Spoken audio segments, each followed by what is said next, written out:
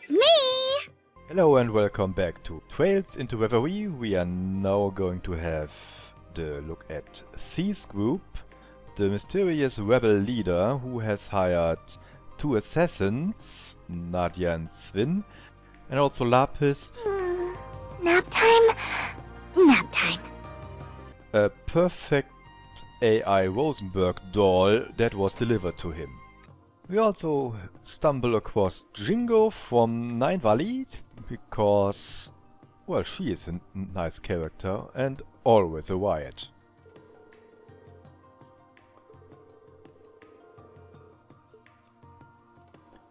And still letting her dog do all the work.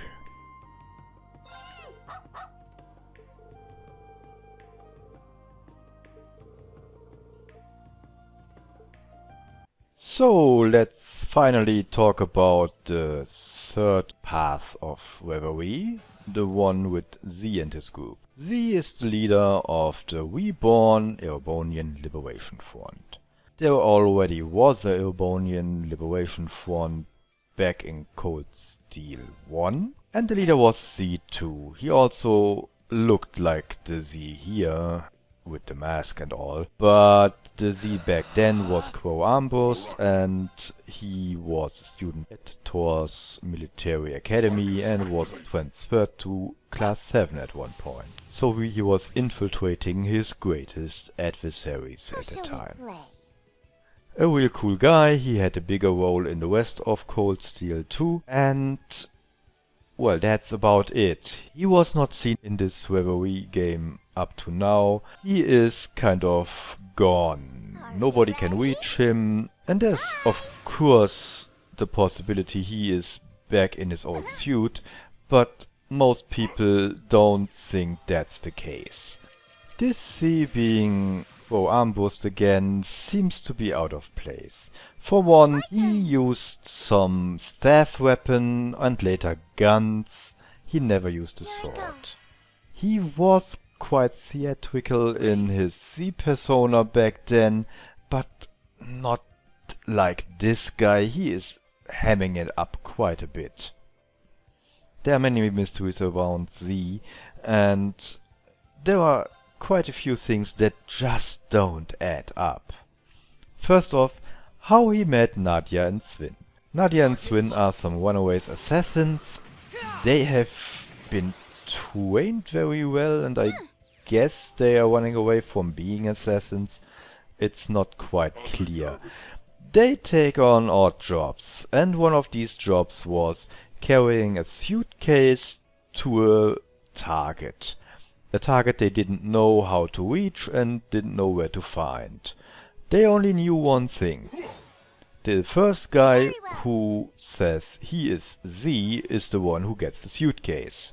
So these two did not only get pursued by whoever trained them, but by some soldiers who wanted the suitcase. Of course, those two beat up the soldiers and were able to secure the suitcase. A few moments later, they were attacked by Zoa Balor.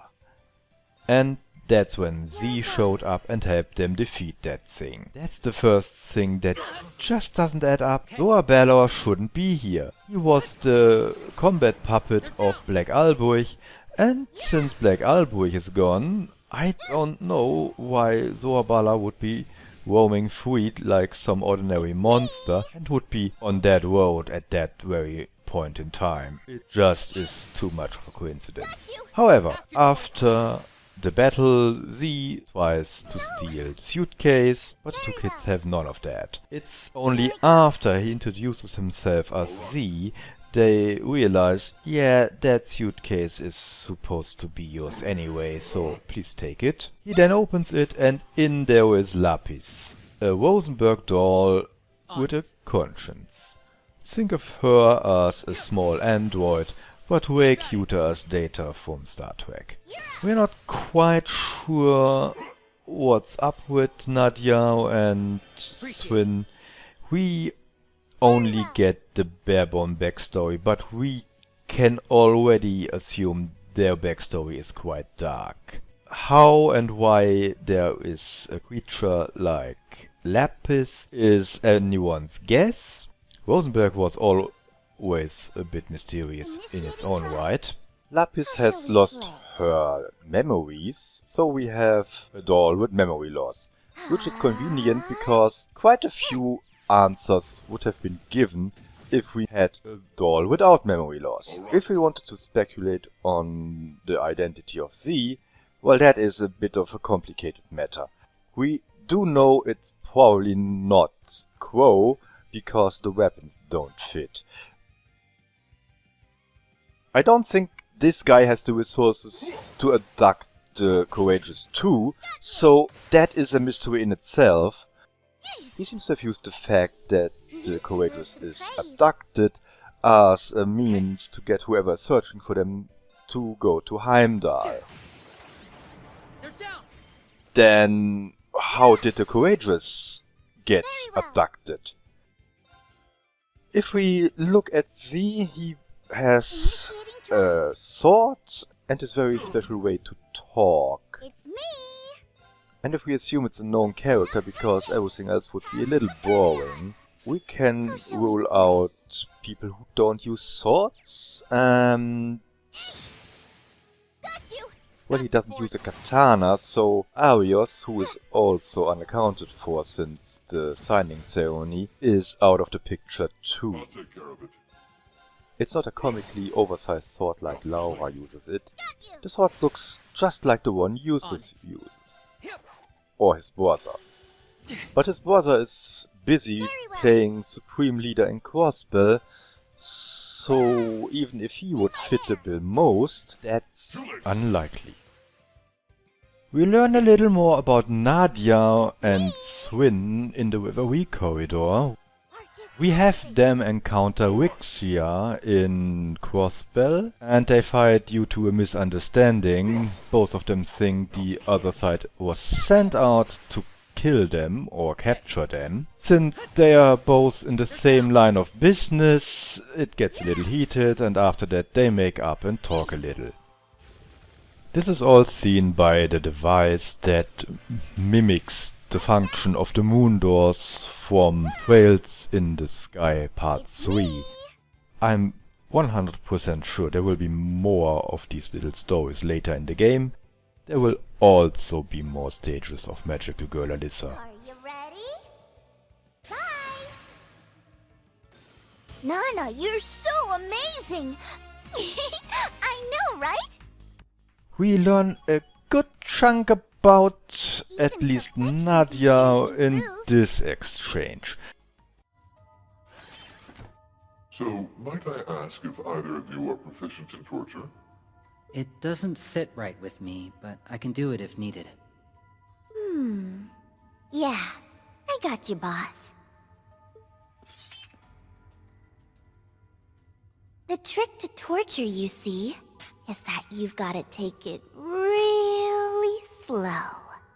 They'll need to think that they'll be able to handle the pain. Make it small and steady, then wear them down bit by bit as you inflict more and more. If they're still not willing to talk after that, then it's time to start cutting off their limbs. Oh, not all at once, of course. It starts with their toes, then their ankles and knees, then you edge up their thighs. Then it's off with their fingers, wrists, elbows, and shoulders. Oh, but if you just keep cutting away at body parts like that, they'll die of blood loss. That's why I stitch everything back on as I slice it off. So you'll still have your limbs, just they'll be prettier with thread. You'll be like a stuffed toy. Doesn't that sound wonderful? Don't worry, I'm real good at this. I won't let you die. Still, all I'm using is an ordinary needle and thread. You won't be able to move your arms or legs. They'll be sewn to your torso, but no matter how it hurts or how you will it, it'll be like they were never yours at all. You can try your left hand or your right hand. You can try your left leg or right leg. You can try and try and try, but but you'll never be able to move them again. By the way, if you just can't get enough of my thread, I'll keep going and stitch your mouth and eyelids closed. You'll still be alive, and you'll still be able to think. You just won't be able to do anything else. That sure would get boring quick though, huh? I can fix that too. I can attach more string and make you dance around like a big old marionette. Oh, maybe then you could be LP's friend. I'm sure she'd like to get to know some other dolls. But if you're still not willing to talk after all that, I'll just unstitch your mouth and... I'll talk! I'll tell you anything! Just please, stop! I beg you! After these nightmare-inducing scenes, we do know the backstory of these two is probably a little darker. All in all, everybody in this group is a mystery, and we will have to get behind these mysteries bit by bit, I guess. Speaking of mysteries, the game is full of them. Aside from everybody in this group, there is also this very special group that occupied Crossbell, with one person in particular that we can't really know how that happened. We did see a little scene in that first Moondoor experience where Rixia fought Nadia and Swin, and that gave us a clue, but nothing much more. Then there is the Courageous 2 that has been abducted, and we don't exactly know who did that and why. Then there is the Anomaly, the core of the Reverie corridors, which is the next mystery talked about. So there are quite a few things to uncover, and I don't know how many videos I will make about that. I don't want to spoil anything. But for now, goodbye. What did you say to those guys? Half the fun is in the mystery?